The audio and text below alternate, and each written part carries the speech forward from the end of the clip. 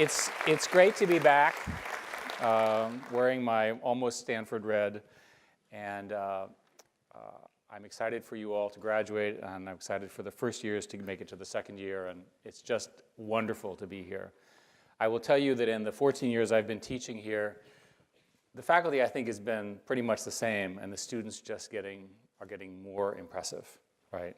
So you really are the best. And my guess is that 10 years from now, the students will be even stronger. That's extraordinary for the statement of what Stanford has been able to do. What I wanted to do is talk for a few minutes about the age that we're in and the age we're going to. And then I thought, since I've been here so long and because we talk a lot about these things, talk a little bit about sort of life advice, some of the things that we talk about in our class. And maybe you can debate and disagree or agree on this or anything else, or perhaps present your latest startup idea and see how well you do in front of your peers. I'm convinced that we're actually entering an age of abundance.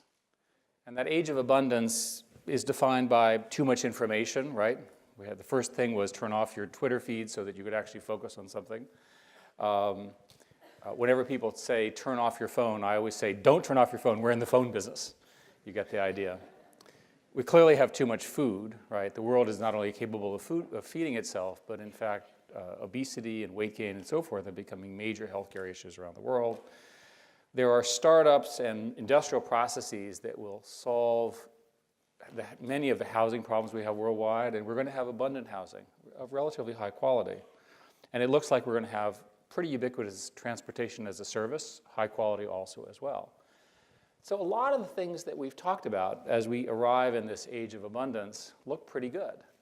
But at the same time, it's pretty clear to me that while we're going to have the sort of material things in great supply, we're still going to have religious, nationalistic, and personal conflicts to look forward to, right? I think that's the reality, right? And speaking as your local technology optimist, we haven't been able to quite fix those problems yet. People, too much in others' worlds, too much regulation, too much anxiety, a loss of egalitarianism. We've sort of forgotten the benefits of integration and tolerance, right? We seem to be sort of backtracking on some of the core values that have gotten us to this august state that Stanford and we all are here today. And it's funny when you look back at the election, who would have thought that the KGB would be back through Twitter and Facebook? I mean, that's not the prediction we made a year ago here at the school, right? And yet it's very real. So how are we going to react to this? Are we going to react to this in terms of regulation and suppression and so forth? Are we going to end up in the equivalent of suburban cul-de-sacs that are highly protected from this abundance?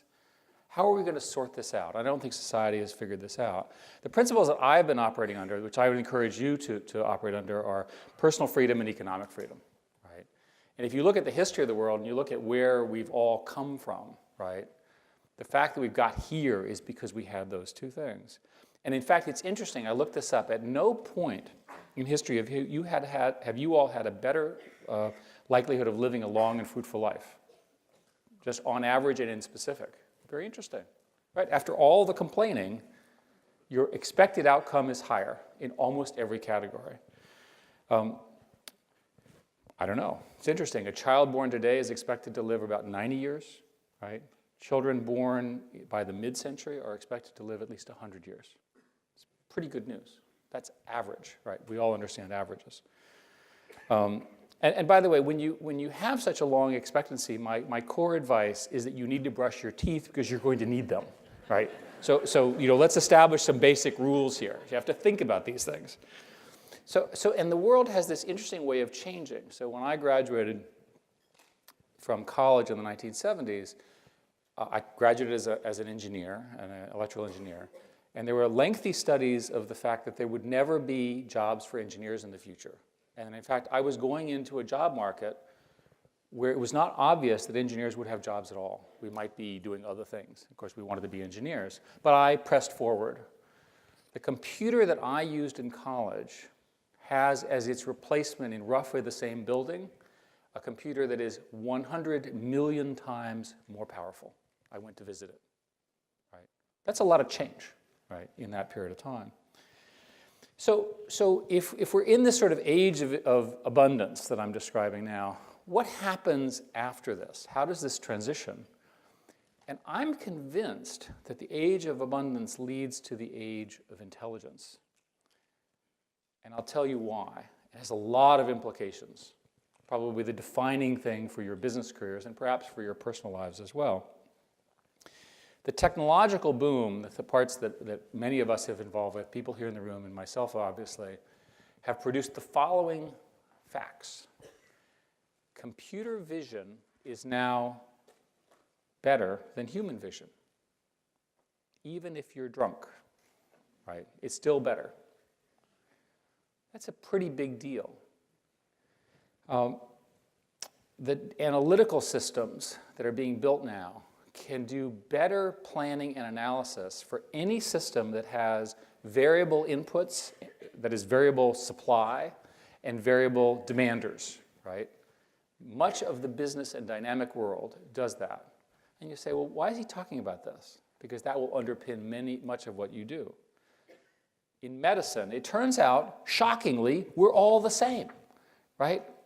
All of us, all human beings, right? If you get enough of us and you do enough analysis of our healthcare outcomes, you can materially improve healthcare. Whether it's precision medicine or better drug discovery, the technologies such as the technology that AlphaGo, for example, represents, which is the reinforcement learning that won the game against Go. For those of you who don't know, it's a very big deal. Is analogous to the kind of technology you would use to look at candidates for doing protein folding to apply to generate new drugs. So you go from winning a game to perhaps winning the real game, which is making us healthier and solving diseases. So what does this mean for you all? Well, let's talk about cars, right? How many of you know someone who's had a tragic family loss, somebody died in a car accident? I think that in your lifetimes, and perhaps sooner, we'll get to the point where cars are as safe as flying on commercial airliners. I won't make a joke about that. In terms of accidents in the air, right? Basically, when you get on a commercial airliner today, it's safer than it is driving to the airport in your car. So the engineering and the capability and the ability to do computer vision and so forth will, in fact, take something that is really, a crude way of saying it is that 90 people are scheduled to die today driving cars. We just don't know who yet. It's a horrific thing to say, isn't it? But those are the numbers. And by the way, they're going up, right, for various reasons. We need to fix this, and it'll get fixed very soon. In the next few years, the process will really begin. So if you think about vision as a solved problem, then what does that do for radiology and pathology? So when you go to the dermatologist, you really want the dermatologist to use a computer assistant way of looking at your skin to make the diagnosis to help you get healthy and so forth. Why? Because the computer can see more skin than the ophthalmologist. It can literally see more eyes if it's diabetic retinopathy. So I am convinced that these technologies that I'm describing are so profoundly powerful that they will underpin the creation of some fantastic, large new corporations that are just in the process of being founded. It's always been true in my career, now this is my 5th or 6th cycle doing this, that when you get a wave like this, the kind of things that I'm talking about, that the great new corporations get founded, right, by entrepreneurs who take advantage of the things that we've learned here and the principles of open markets and the capital investment and so forth. We wrote a book about this. So when I think about it, what is the emerging tech model of success? It's no longer slow product cycles. It's fast iteration learning. Your product, your app changes every week. Extremely deep sensing and telemetry data on everything that you care about in your business. Making the customer or using the customer's information to educate you and learning from them. Remember, if you've got 1 million customers educating you and you use machine learning, you can learn from them and become better than any single one of them. You make them better and you get the benefit of their training of you. So any solution where there's a large training set, a large community, these technologies will transform the economics, the potential, the brands, and the impact that they have. And to do this, of course, you'd put everything into the Google Cloud, or perhaps Amazon, if not us. And you'd use TensorFlow, which is a new library that we released to do this. And I think that it's possible that these next generation of companies, the ones that you and others will found, can get to 90% market share models, right? Because you move so quickly. That success model has not slowed down, right?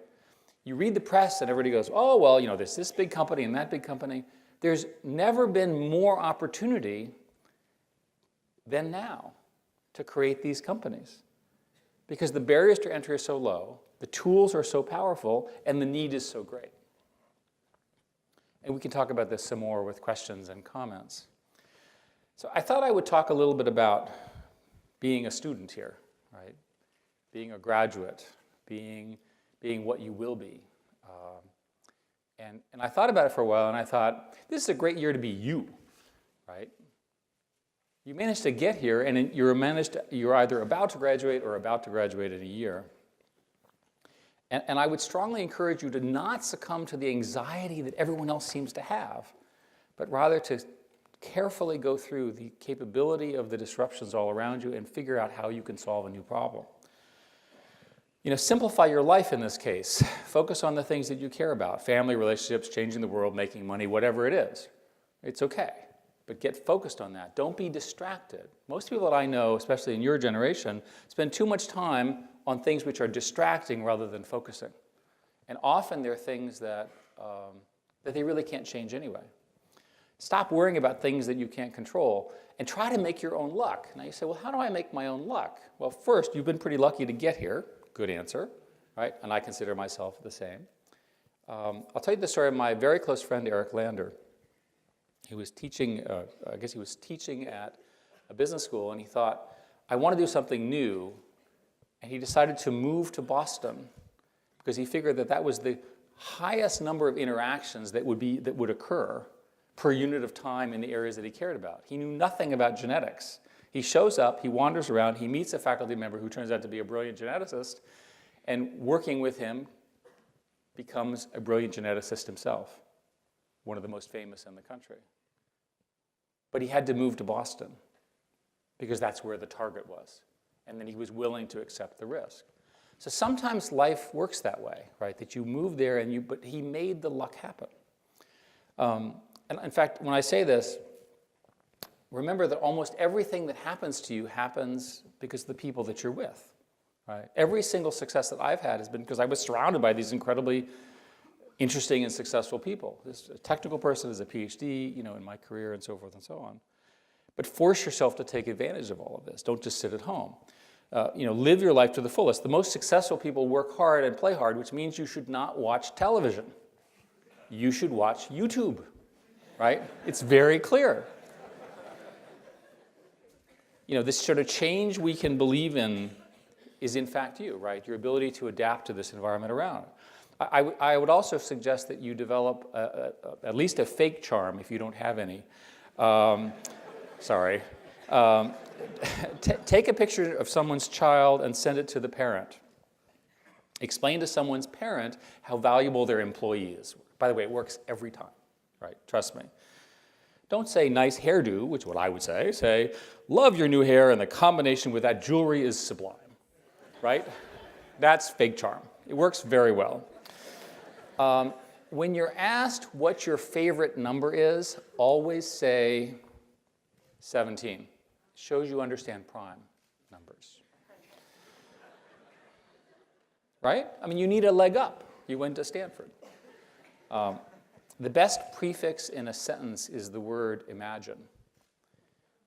If I say imagine to you, right, that means I'm talking to you. I'm getting you to think. I'm getting you to be curious, that you're hopeful.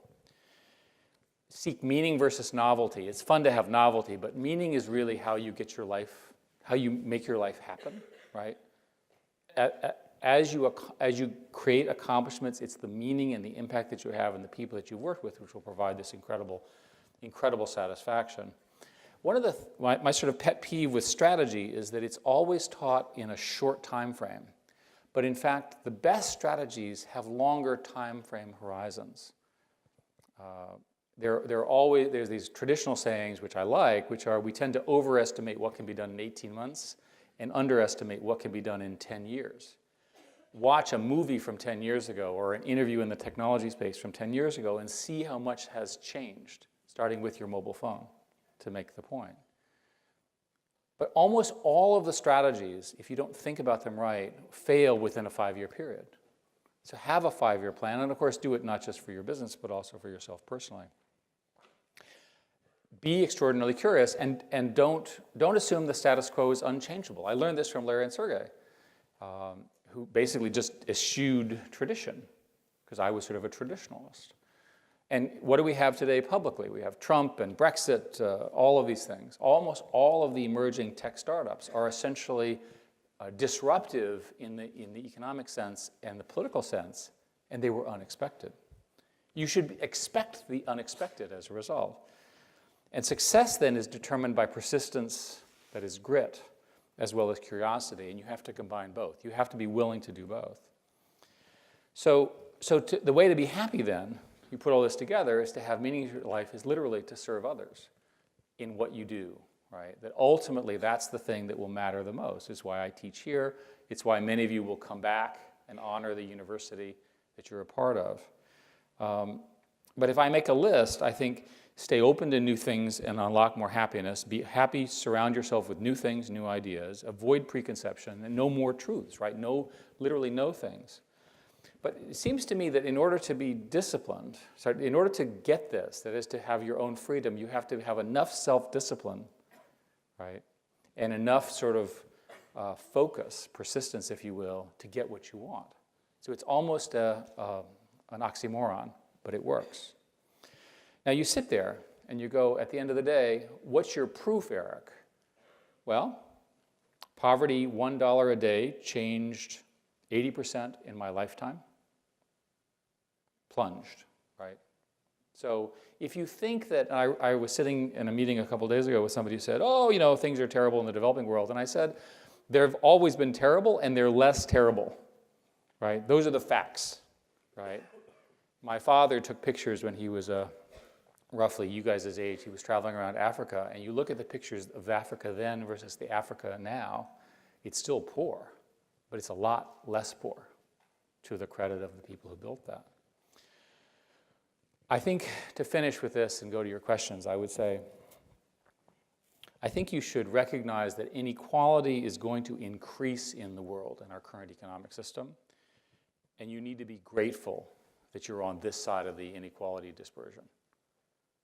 I don't think we know how to solve that problem as a society, and it's an important one to solve. It's a problem, and you're on the good side of that. Be grateful about it. And I also think that, as I said at the beginning, we seem to have lost this egalitarian notion, at least in the media and in the politics of many countries now, not just in America. I think you should recognize that diversity is a strength, tolerance is a virtue, that most people are doing what they think the world asks for them, and that the essential human virtue is goodness, right? Start there, and then look for the exceptions as opposed to the opposite. And I'll finish by saying what I say to everybody that I meet who asks me sort of how to organize themselves. What I do is I tell them to say yes. Say yes to things. Just say yes. Just say yes. Figure out a way to do it. Find a way to say yes to things. Say yes to invitations to a new country. Say yes to meet new friends. Say yes to learn something new. Yes is how you get your first job, your next job, your spouse, even your kids. Even if it's a bit edgy, a bit out of your comfort zone, saying yes means that you'll do something new, meet someone new, and make a difference. Yes lets you stand out in a crowd, be the optimist, see the glass full, be the one that everyone comes to. Yes is what keeps us all young. So with that, thank you very much.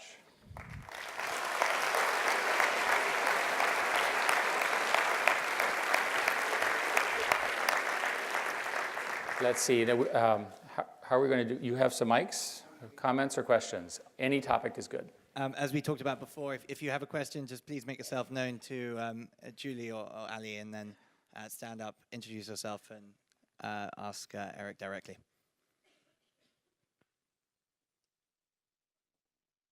Hi, Steve Reardon, MSX.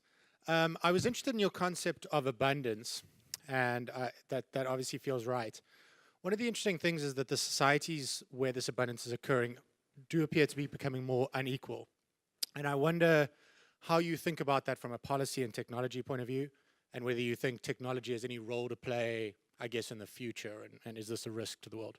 So Jared Cohen and I wrote a book on this, and we looked a lot at the basics of connectivity. And my initial assumption was that connectivity would be uniformly improving for everyone in the world.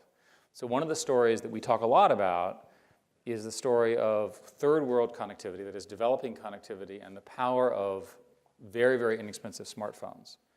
And one of the things that I am proudest of, and Google and Android play a major, major role in this, is that that phone, when it arrives in the village, is far more important than the arrival of television a while earlier, because it's a source of entertainment, of information, of communication, and of safety, of photography, and all of that.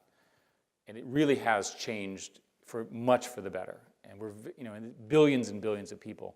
We're going to go from roughly 3 billion people online to roughly 5 because of those phones. But then we went back and we said, well, if that's such a great news, right, what's the math? And the math is that while connectivity for those people is getting much better, the bandwidth to the developed world is increasing far greater, right? So if you take that simple dialogue, which is capitalism, global trade improves life at the bottom, but the people at the upper crust are vastly more empowered with something as powerful as bandwidth. That's a simple example of this. It's obviously true of many other things. So in industries where you have declining costs, which is communications, computer chips, silicon, that kind of thing, I think the story is at least you can get it everywhere, as long as, and that's also going to be true of food. So remember, food, a lot of the food in the future will be essentially processed, manufactured in new ways, right? Eventually, certainly in your lifetimes, some, if not all of the meat you will eat will have been developed from real meat. It will be grown in the equivalent of a culture, not in the equivalent of a cow. And you sit there and say, well, that sounds like a terrible idea. Well, it's going to have a lot fewer diseases. It's going to be a lot healthier for you, and people will work that out. So the economic answer is that you're better off letting trade happen and letting this inequality occur, and then use redistributionist policies or other mechanisms, right, to support the less fortunate. And I'm roughly in that camp. I'm skeptical that if you look at an aggregate basis, we're probably better off doing the trade, doing the investment, creating the companies, allowing it to become, and then making the difference with policies of one kind or another. And you can do this with minimum wages, you can do this with various other forms of subsidies, lots and lots of benefits that are needed to make up for the gap. And I should say, by the way, that what I just said is completely politically unpalatable because of the hollowing out that's going on in rural and manufacturing areas around the world. For example, if you go in France, right, Paris is very dynamic, as it always has been, but there's a job problem outside of, even in a socialist country, outside of it because of all these changes. Go ahead. Hello, my name is Patrick Daniel. Thanks so much for sharing your insights. I really appreciate it. So I was wondering to hear your thoughts on sort of the revolution that's happening with blockchain technology and decentralized networks. I'm really curious to understand how 200 years from now, when people look back at our time and the big turning points that will redefine society and our civilization. If we think about it, like all these things are happening, you highlighted some of them, and I'm just wondering how you think about this whole clash between hierarchies, centralization, and decentralization, and all this stuff that's going on, because as Edmund Burke, the historian, said, we have to have a contract between generations, and a lot of people don't understand blockchain technology. It's not very intuitive. So I'm just curious to understand how you see all these different decentralized trends and distributed networks and how this affects society, because it's happening right now. So your question is exactly at the center of what I mentioned was I thought the dichotomy on this issue. Because on the one hand, we're putting enormous power in the hands of individuals, and at the same time, we're terrified of the result of that, in some cases by overreacting. The specifics about blockchain are pretty straightforward, which is that the ledger that's part of blockchain is likely to be a fundamental computer science platform. The fact that you can have distributed ledgers that accurately keep information that's not copyable or fungible, if you will, is a major computer science advance. But if you look, all the great optimists about blockchain and Bitcoin have been stymied by the historic structures of banking, which were erected after enormous financial failures. And they're not likely to be very liberal. Right? It's just not who they didn't hire liberals to do this by definition. The liberals were the ones who got them in trouble 50 years ago. You asked a question about 200 years, and I think here is a build on how 200 years might look like. For the next 5 to 10 years, the AI stuff that I'm talking about is incredibly obviously beneficial. Right? So I mentioned healthcare, I mentioned drug discovery, I mentioned basic science, transportation, these kinds of things. And it's happening so quickly, I don't think people understand how quickly our lives will change in the same sense that 10 years ago. Remember, the iPhone came out in roughly 2007, right? So that was roughly 10 years ago. I don't think people understood the impact of having such a powerful supercomputer on your hand would have. I think it'll be the similar thing. What happens after that, a lot of people in my community believe that we're going to be able to get to the point where computers can have aspects of human intelligence that look like intuition, right? That they have memory and that they have the ability to do the equivalent of dreaming. I don't mean soul-like dreaming. I mean dreaming in the sense of imagining scenarios and putting interesting things together. If that's true, then at some point, perhaps in my lifetime, it should be possible to feed, for example, all of math into this computer and all of physics into this computer and behold some new discoveries and some real effect on timing. It gets harder to see what happens after that, right? How does this emergent technology evolve in a 50-year period? If you'd said, I mentioned that the computer that I used, which was 40 years ago, is 100 million times slower than the one that is in its place today. It's very difficult to imagine 50 years from now what that could be. Eventually, you have to assume that there will be, the brain is a biological moment, and eventually the brain will be much, much better understood, and that there'll be greater connection between the brain and these digital systems. Exactly how that will be achieved is a matter of science fiction. Question over there. Yes, sir. Hi, Marcin Pogrzeszewski, MV1. Somehow related to the previous question, what do you believe are the biggest mega trends right now? And especially, what do you believe we should focus on, on which trends we should focus on, especially if you want to start our own startup and get on the tailwind of those mega trends? Thank you. If I were a computer scientist at your age, I would work on systems AI, because that's, I think, where all the real power is going to be, which is what I've been talking about. I'll give you an example in AI. One of the problems with the models that have been generated is they can't figure out exactly how they work. They work, but they don't exactly understand. And so there's research now in both called attributive models, where they can actually attribute a decision that was made to how the model learned, because the systems are about training. One of the bizarre things about these systems is that you don't program them. So if they come up with the wrong answer, you can't just go in and change a little bit of code. You have to retrain it, and that's an important example. My favorite example there is you're in the self-driving car, and the self-driving car has been taught by the firm, and it learned what humans do, which is it sort of did a rolling stop at the stop sign. And the policeman sees you and pulls you over, and the policeman says, you didn't stop at the stop sign. And you say correctly, officer, I was not driving, it's not my fault. And the officer says, who is driving the car? And the car says, I was driving. And the officer says, why did you run the stop sign? And the car says, I don't know. And the car says, who do I arrest now? And every player is truthful in that scenario. These problems will get solved. If I were not a computer scientist, I'd be a biologist, because taking the analog world of biology to the digital world means answers that have bedeviled humanity for 1,000 years. And so that says you can make money in those two areas literally in the next 5 years.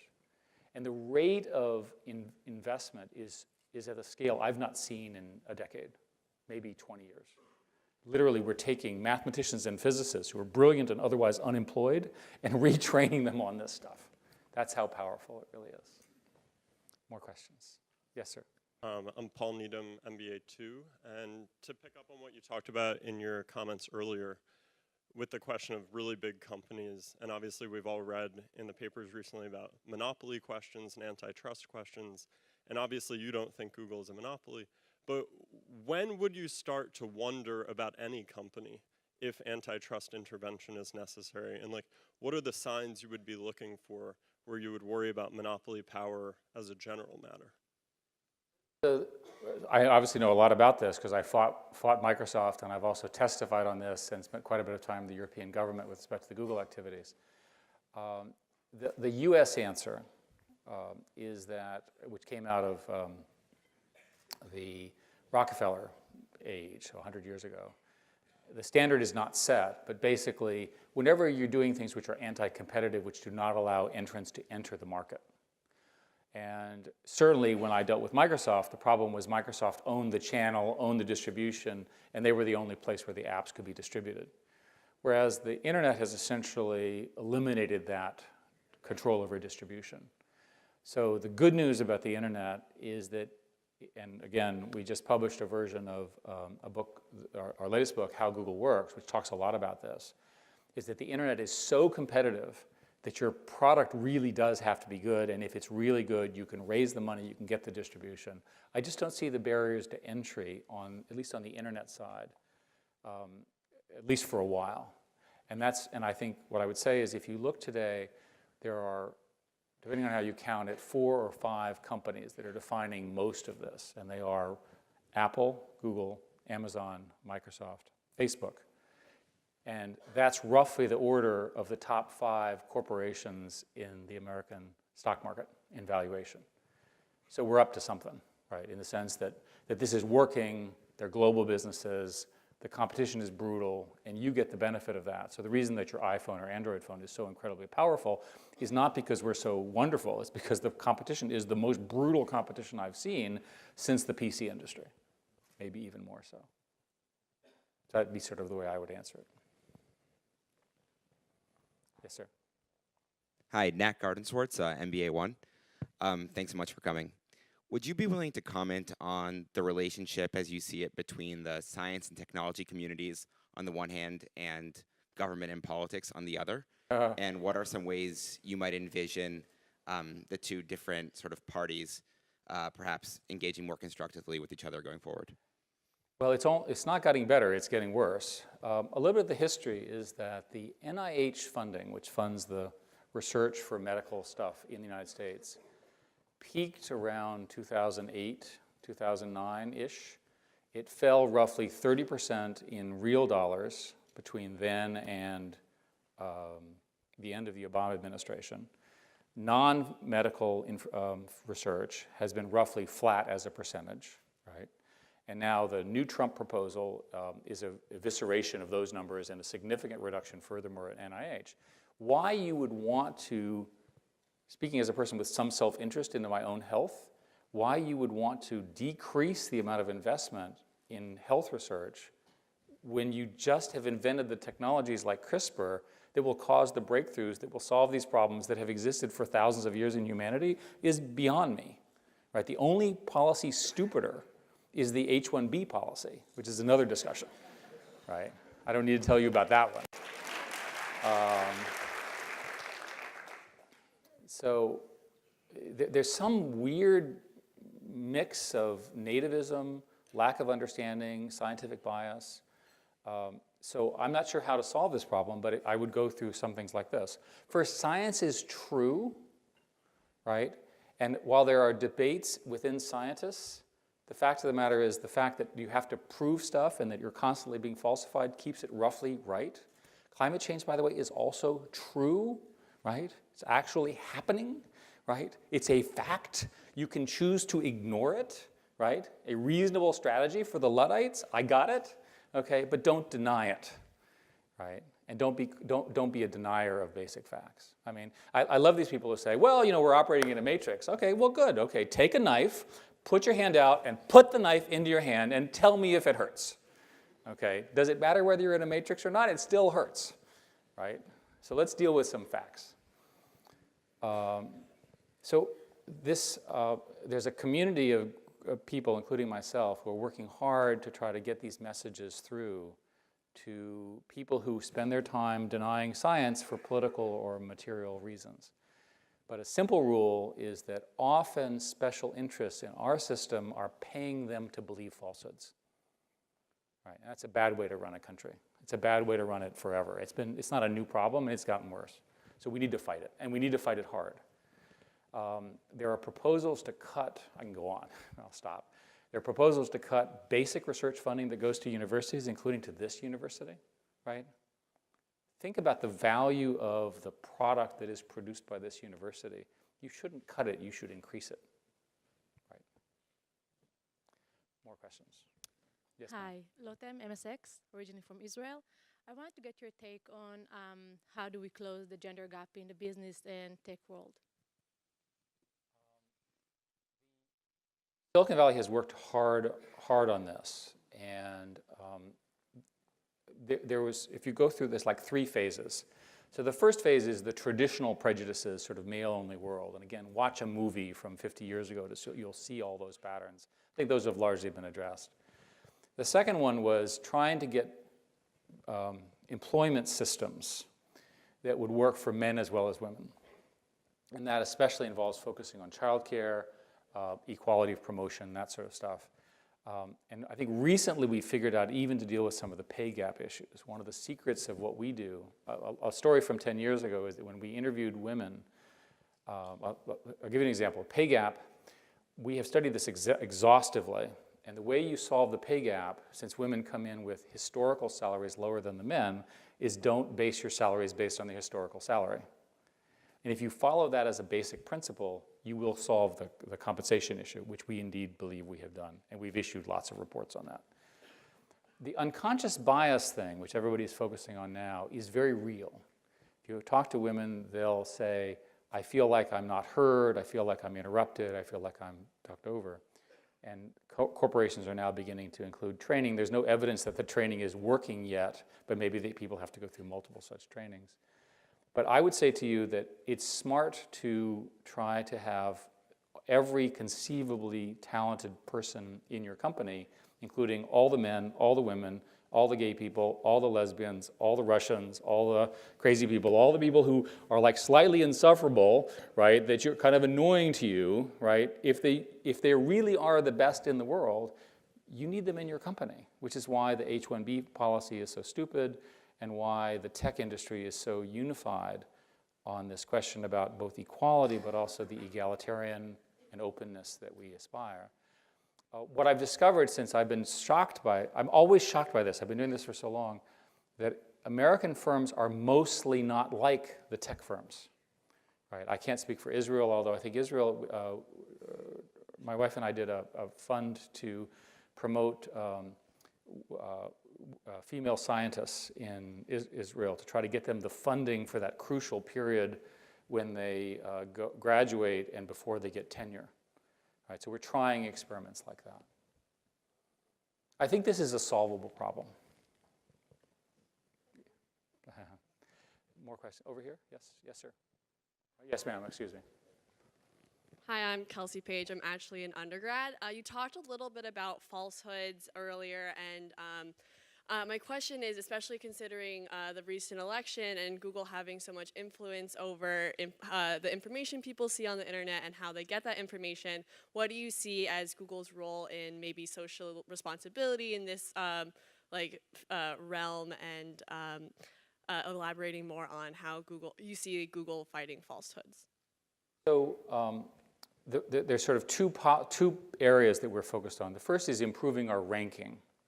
So I want to say to you right up front that Google is full of a number of false statements that are not on the first page, right? Our job is to rank, and our algorithms are pretty good at getting the truly idiotic, crazy people who have no life and ranking them below, right, below the sort of the more legitimate debates. And I'm very proud of that. And that only gets better in my view. The second is that we have a team called Jigsaw, which is working very hard to use advances in language and understanding to look for threatening speech and hate speech, which is, if you're familiar with Gresham's law, that bad speech drives out good speech. A lot of these communities are full of people who just pile on in very distressing ways. A simple, and it's gotten worse because of automation. So an example is, I'll give you a stereotype. You have a woman who is very thoughtful, and she issues an impassionate statement on a social media, and she is viciously attacked in personal, sexist, threatened in ways that are just terrifying. And so she has lunch with her girlfriend after this, and she says, well, frankly, I just didn't know there were that many evil men in the world. And her girlfriend correctly says, actually, they weren't men, they were bots, right? That those attacks, that sort of relentless attack that you got, the suppression of your speech, was organized by evil people who were using automation to do so. I think we can detect that with some work. So I don't think we're ever going to be able to detect, legitimate group over here versus legitimate over group here that has a disagreement, right? That's a matter for God and judges and politics and so forth to sort out. But if it's bad person over here writes something, this group takes it, automates it, makes it look like a huge phenomena, press person over here writes a huge new phenomena which serves the interests of no one, I think we can detect that. And that would be a big improvement. And if we manage to pull it off, which I hope we will as an industry now, it will arrive just in time as the evil side will become more automated. So if you look at the Russian attack on the election, which appears to have been done by humans, not by computers, although we can debate that, imagine 4 years from now, with the power of the tools that I'm describing, weaponizing that, right, and making your voting participation, your confidence in the process, less so you're less likely to vote, less likely to express your opinions as a citizen. That's not a good thing. Hey, Yes, sir. my name is Ben. Thanks for coming to speak today. You had mentioned earlier some comments around focusing in your career, and related to that, I'd like to ask how you think about your role now and your role in the future in ensuring that technology is human-centered, and instead of like trying to create sort of behavior change around humans, that's technology-centered. I can talk about my personal thoughts on this. I think the businesses that tech represents are all working very hard to earn your trust and earn your attention and keep you involved and to monetize that in some way. Right? That's why everybody's addicted to all this stuff. I think that will continue in one form or another. If you imagine the following scenario, imagine we're so connected that we're all using these knowledge networks that are so smart that they help us every day, which is part of our goal. There's also a possibility that those knowledge networks can enforce a certain uniformity of view or a common view, right? In the same role that the three networks had when I was a young boy growing up in television. And our principles need to be independent views, independent access, independent voices, and not suppression of it. And I worry that this adoption of these platforms could lead to, right, a commonality of view rather than looking for divergent views and listening for the curious new voices. And I worry a lot about that because I think the logic around the platforms means we want everyone in one place. And by definition, any such platform has its own language and its own structure. And humans are more creative than that. So, and the answer, of course, is not regulation, but more competition, more startups, more ways of expressing yourself. So to me, this next generation of AI and knowledge systems will take advantage of this and produce new amazing insights, and will provide some competition for the incumbents, including for us. Yes, sir. Hi, James Pelly, MBA2. Yes, nice to see you again. How are you? So another article I read this weekend was about yourself and how Larry and Sergey, when they were bringing you on, really cared about someone who could foster group flow in an organization. So they took you to Burning Man to see whether you had it. So that article is an excellent article. I suggest you not believe everything you read online. Sure. I'm pleased and disappointed to hear it's fake news, but my question was really, when we're making important people decisions in our life, whether it's a senior hire, backing a founder, choosing the romantic partner to spend your life with, what capabilities do you look for? And where would you take them to see if they've got it? Well, I strongly suggest you go to Burning Man then. So I had been going before, and they had also gone. And so we found a kindred spirit there, and that's how it really happened. But I enjoy the false narrative as much as anyone else.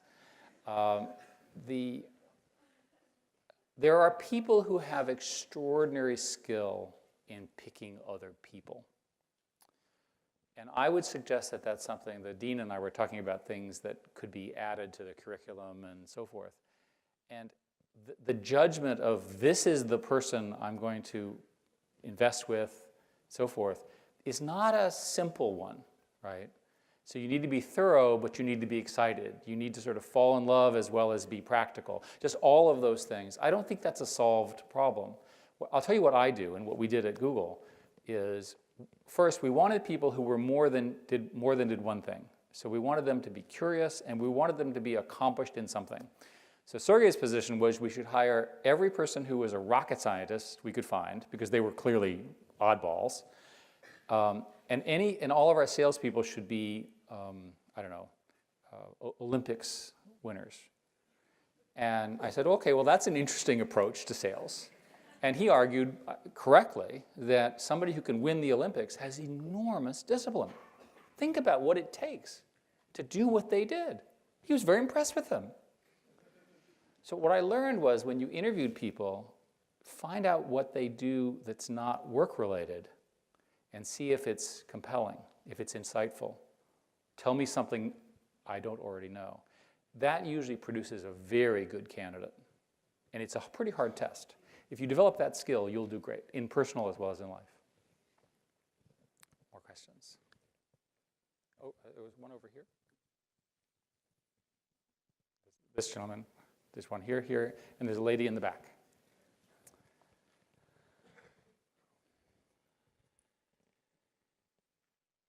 Hello. Good afternoon. Saurabh Singh, MSX. You yourself just mentioned that Android has had a big impact on the smart cell phones penetrating into the world. And the big aspect of that was the Android being distributed almost for free. Free is always a good starting price. Great. Going to autonomous technology on four-wheelers, is that your intention going there as well? Or how do you see that percolating into the world? And how do you envision that? Different industrial structure, different strategy. We haven't really determined exactly how to do it. We're just trying to get everything to work. So in phones, the story is pretty straightforward. There were a number of initiatives underway. Apple's initiative, very strong player, clearly not licensable by its competitors. Right? When you called Apple, they wouldn't return the phone literally the phone. Sorry for the pun. To license the technology, and so we were there with a solution that had the right price, free, and worked, right? And it didn't have the encumbrances that the other choices did, and that's produced a platform that is well more than 1 billion users. Most of the studies indicate that it's a vast majority of all the smartphones in the world are using Android, and we've now taken Android into other markets, including television and cars and things like that. I don't know how far we'll go into the other markets. Has to leave us now, so if you have any more questions. Well, I think we had, the lady in the back had a question. Even better. Right there. Why don't you have the, yes, right in front. Why don't you have the last question?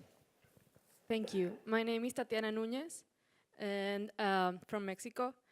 We are very excited about the Calico research that you are developing to help to enlarge the lifespan of humans. And I'm more interested than you are because I'm older. So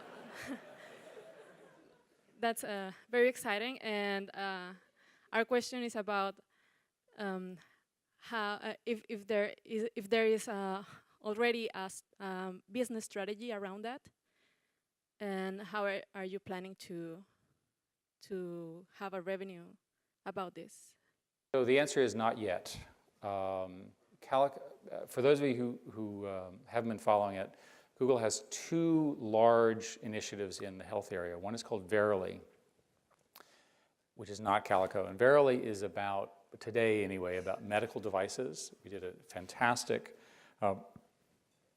contact lens that could help you with blood glucose, which is a problem that affects diabetics and others.